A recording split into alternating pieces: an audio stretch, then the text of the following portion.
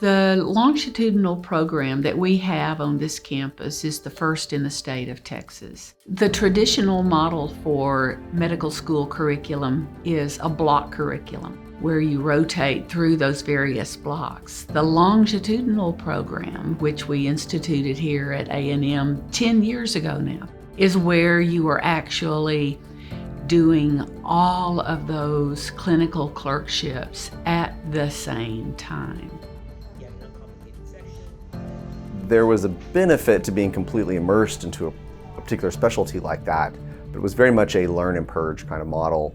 You're not really as sharp on certain areas as you would be in the AIM program, constantly being exposed week after week. Repetition is key. The more you see it, the more you repeat it, the better you get at it, the more you know about it. And the next time you can go even further in. When we're in school, we didn't take 3 weeks of science and then 3 weeks of math. We had math, and then the next period we had science, and the next period we had social studies. And that's how we learned better. And sure enough, these kids do it the same way. So you could make the argument that the traditional way of doing it is not the right way, because it's counter to how we've learned throughout our lives. Students aren't just learning and purging. They are learning and then comparing it to what they're learning in other specialties, coming back to it, and then integrating it all together. The ratios are great. The accessibility of the coordinators is great. The ability to function as an intern, as a third year or fourth year medical student, is very unique here. The students are directly interacting with the faculty with very few exceptions. There's too many times I think we get into an algorithmic mode and approach with our medicine, and I want to teach students how to think of it in a 3D. They see how that patient interacts with the healthcare system in multiple ways for multiple reasons. I think that allows them to start to pick up on that human beings are complicated beings, and we're a lot more than just a gallbladder that needs taken out or schizophrenia that needs to be treated. We're everything all at the same time. And the integrated program allows them, I think, to see a patient from all those aspects.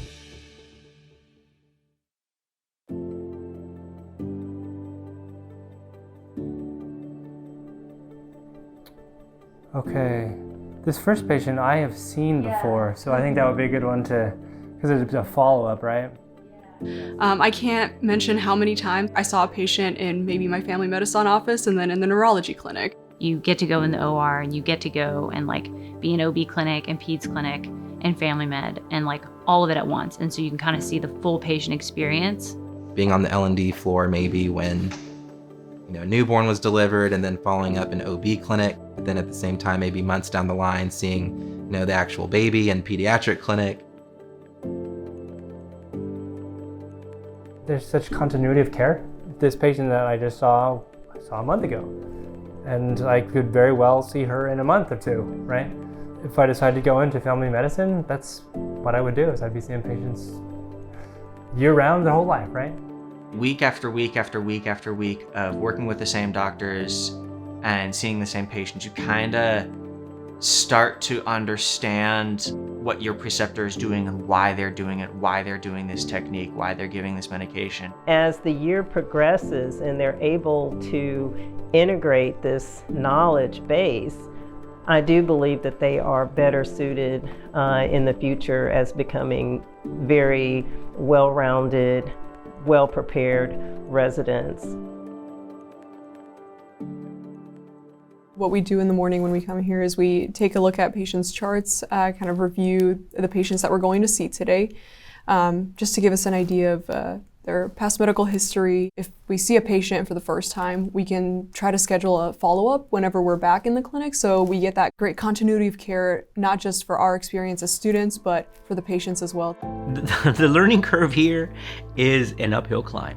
It is rough, and then it plateaus out, and we've seen this. If you take your traditional student, his learning over time is going to be a straight line like this. The integrated student is going to be more of a Nike swoosh. He's going to dip down, he's going to lag behind his peers for some period of time. But at some point, he's going to surpass his peers and then zoom past them. At the beginning, I was just, seeing, family medicine Monday morning. I was seeing psych and, Monday afternoon. I'd have to go and study for the OR that evening and be in surgery Tuesday morning. And I think it's just the routine rhythm, repetitions that really made all the difference to where I got to the middle and I felt like I was really, handling everything pretty well. There comes a moment where you kind of wake up one day and you go to clinic and you realize, oh, I learned something. I kind of know what I'm talking about. By the end of it, you really feel like you have a really good understanding of all the specialties coming together and how it all works as a whole. There's never a dull moment. There's always something else. Like, you don't really get a monotony of like, oh, it's the same thing every single day. Like, every day is different. Every half day is different. And I also think it'll prepare me for exams because I'm seeing everything all the time. I actually don't want to go to a block model because I don't want my students to know something cold. Great, for 6 weeks and forget. It kind of preempts this sort of cram and dump that the block schedule promotes. Being able to see those medications used or even different procedures used in different types of clinics so close to each other really helps to solidify their uses and solidify the knowledge in my mind. I kind of chose the AIM program because I felt like having that exposure repeatedly would kind of help solidify information, which I've definitely seen to be true. I feel like it prepared me for the exam very well, and then prepared me very well for step 2, which I took last week. You get great step 2 scores. You do everything all at once, and step 2 is everything all at once. My name is Casey, and I'm a medical student here with Dr. Hillner. So I see that you're here for a follow-up after you went to the ER. Can you tell me a little bit about what was going on? A, it is harder. I would agree with that. But B, in the long run, they are coming out far ahead of their peers, and they become what you want your physician to be, which is somebody who can take a person as a whole. They're not just seeing a gallbladder that needs to be taken out or whatever it is. They can see, yeah, it's a gallbladder, but they also have hypertension. They also have some psychological disturbances and all these things, and how can we best treat this patient? For me, when that light clicked on, I could see our students starting to click with that. That's when I really became a big advocate for it. And now you probably won't find a bigger cheerleader.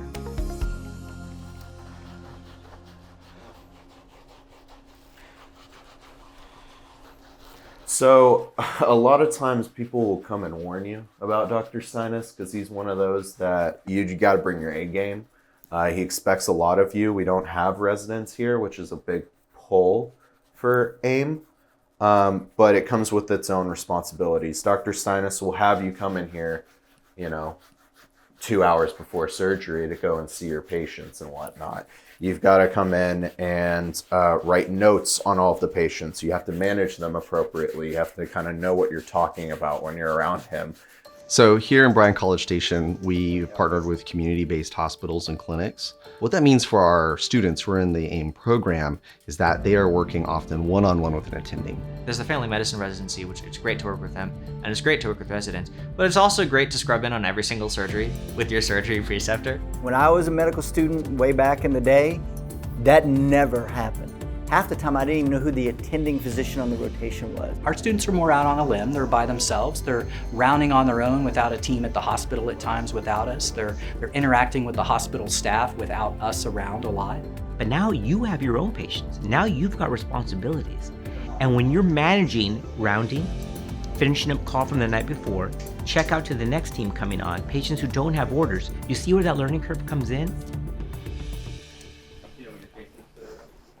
Today, it's a laparoscopic cholecystectomy first, which is gallbladder removal.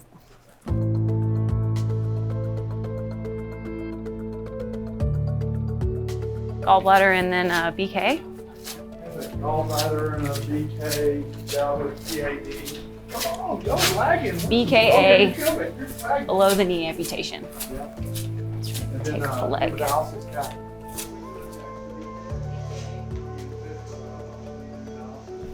Farther down. Okay, so you're gonna run the camera? Sure. Yeah, you can just stay over here with us, Casey. Does everybody agree with what we're doing? I do. I agree. We kind of skip the resident cynicism. They get to really see these great docs in action doing their craft without all that cynicism and buildup. When we talk about the time management that's required to be an AIM student, it is more like residency. It's more like real life. On any given day, you might be 3 or 4 different places. That really sharpens your time management skills. You know when it pays off? First day of internship. And this is the magic of AIM, because when you go off for your audition rotations, guess what? You know how to scrub in and first assist. You haven't just been the third one in the OR in the prairie dog position watching the surgery. You have been there. They can be like, hey, this kid gets it. He really understands what it's like to be a team member for the whole operative experience. And the patient doesn't have a gallbladder now. They have just a couple little small spots, so definitely a lot quicker recovery that way.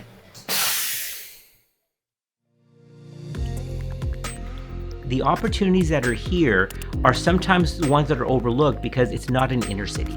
But the advantages here are behind that. They're deeper, literally, in the relationships that you get. What do you think we should do for these folks?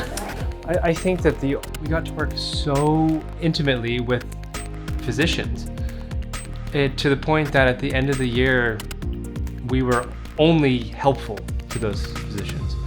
We were a team. It's your patient. What do you want to do? This is your patient. You need to make the decision. You're going to be the doctor someday. What kind of thoughts do you have about a mass in the axilla? Could be some kind of like lymphadenopathy from cancer potentially, but it also could be like lipoma. Or infection. Infection, right? Okay. Or cellulitis. Sure. So what kind of questions would you want to ask this guy? Hi, my name is Jessica. I'm a third-year medical student. I work with Dr. Mason.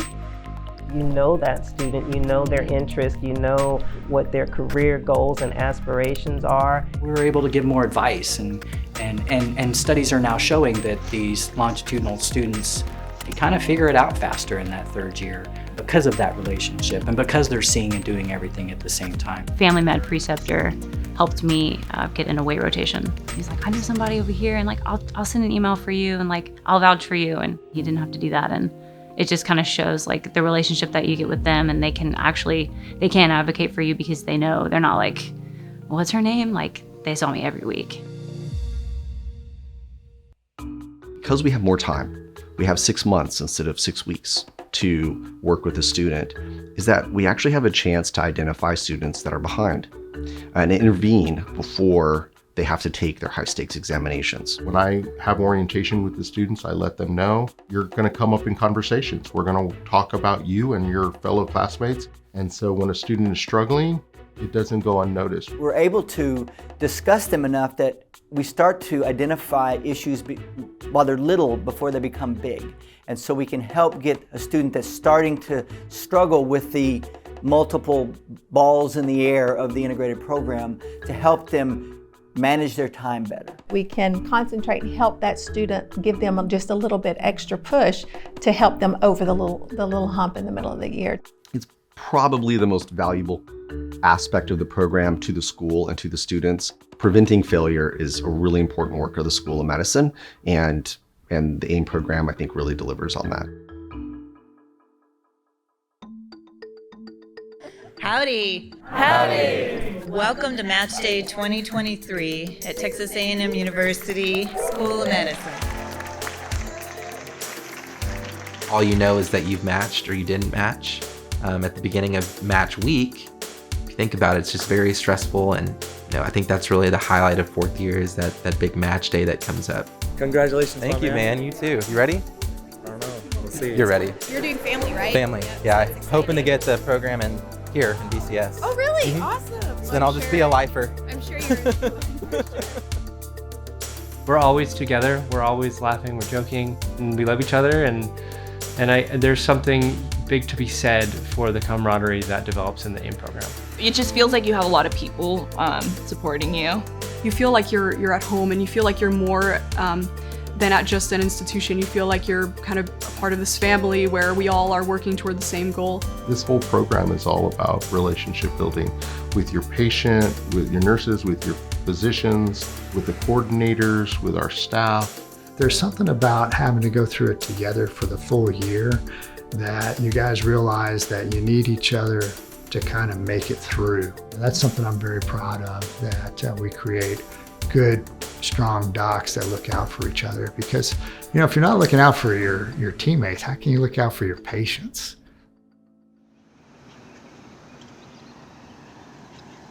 You're doing fantastic, and you're an example for all the other campuses. So I thought that was thrilling to see in terms of how you're performing on not only the shelf exams, the MBA exams, but also on step 1 and step 2. So you're knocking it out of the park. So thank you and congratulations.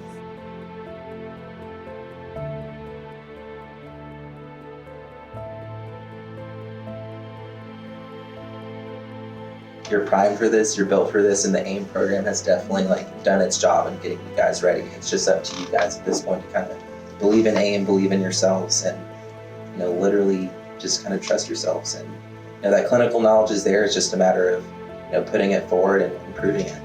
You guys have what it takes. You wouldn't be here if you didn't. It's gonna push you, but it's not pushing you to your breaking point. It was hard and it was a challenge, and I think that there's really no challenge that you don't benefit from. Because at the end of the day, we did it. We did the work. One of the main selling points is just how much you work with your doctors and how much they impact your career moving forward. You're really getting to know your attendings one-on-one. I thought that my letters of recommendation were a lot stronger for residency applications because they've kind of got the opportunity to see me grow from day one all the way through. I think that if I went through a traditional track, I probably would have gotten a lot more sleep at night and probably would have had a lot less stress, but I feel that I would know a lot less as well. I was just at a conference the other week. One of the third-year family medicine residents was asking me, what block I'm on. Had to explain the whole process to them, and they were shocked by it. They said that's more than I was doing my intern year as a resident, as a doctor, I guess he's destined to be here. Dennis Garcia-Rhodes, come on up. I am so proud of each and every one of you. It has truly been an honor for us to train the best of the best. Congratulations, you have matched Texas A&M Bryan College.